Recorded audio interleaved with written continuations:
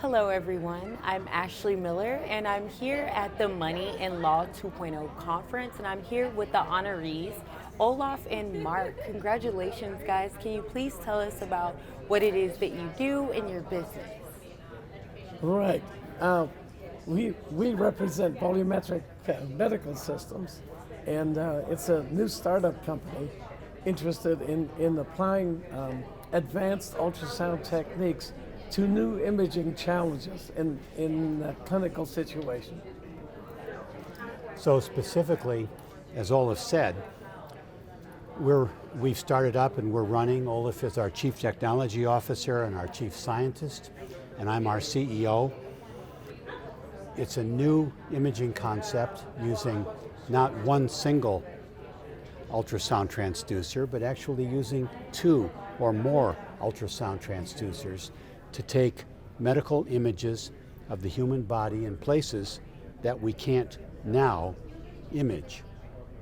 And so we think in fact we know there's a huge pent-up demand in the marketplace among doctors, clinics, hospitals, and patients worldwide, for example, in the neck area, to take images of people who have sleep apnea or who have terrible cancer or other diseases in their neck.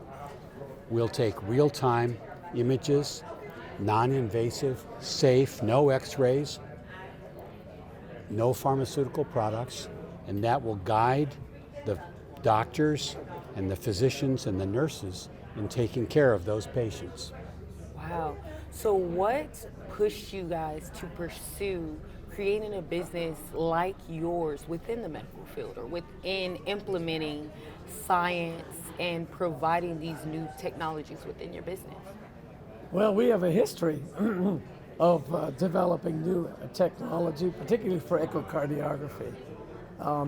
In my experience, in my tenure at Duke University, I developed the first clinical echocardiograph machine in the 70s that led to an explosion in application of ultrasound in echocardiography and in cardiac studies.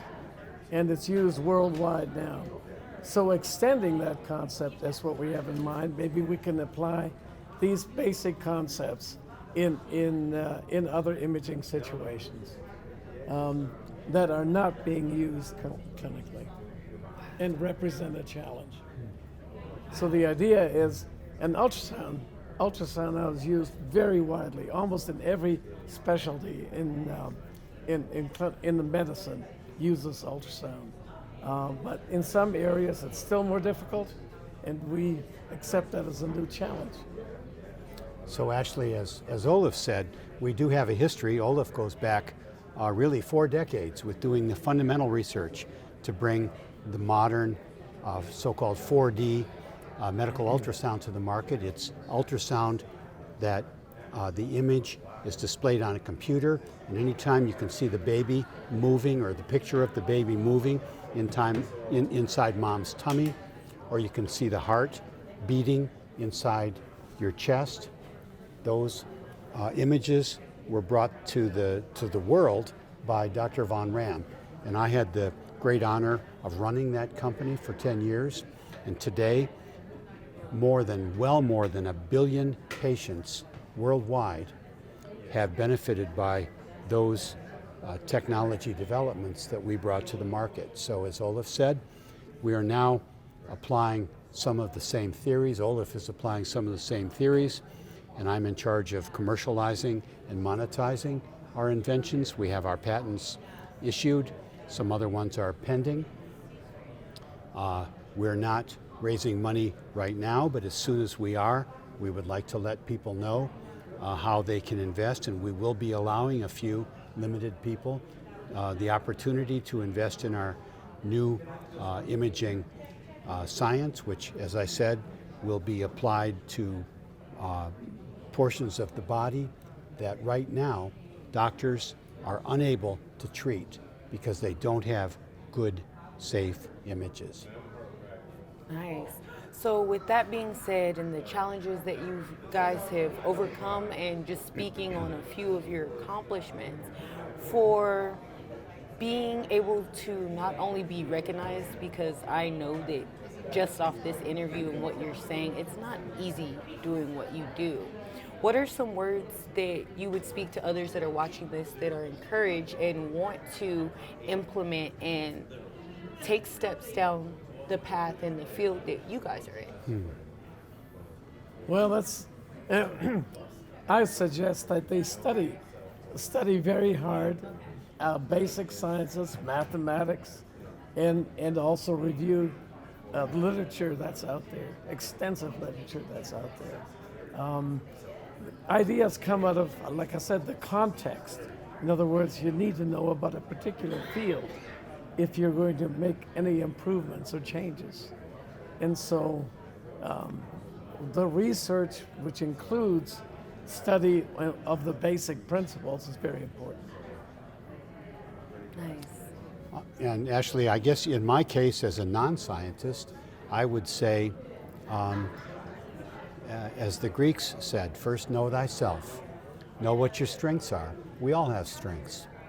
Figure out what yours are. Apply yourself to develop those strengths. In my case, I am not a scientist. I am not even really that good at math, but I am good at languages. I am good at concepts, and I've been able, I think, to do a pretty good job in the law and in running technology companies. So that's why we have a partnership, and I think there's a place for those of you who are watching. Each of us has our strengths. We need to focus and develop those strengths. And in terms of that concluding in application, connecting, making fruitful partnerships, where can they find you guys on a website, platform, or even social media? Sure, we have a website.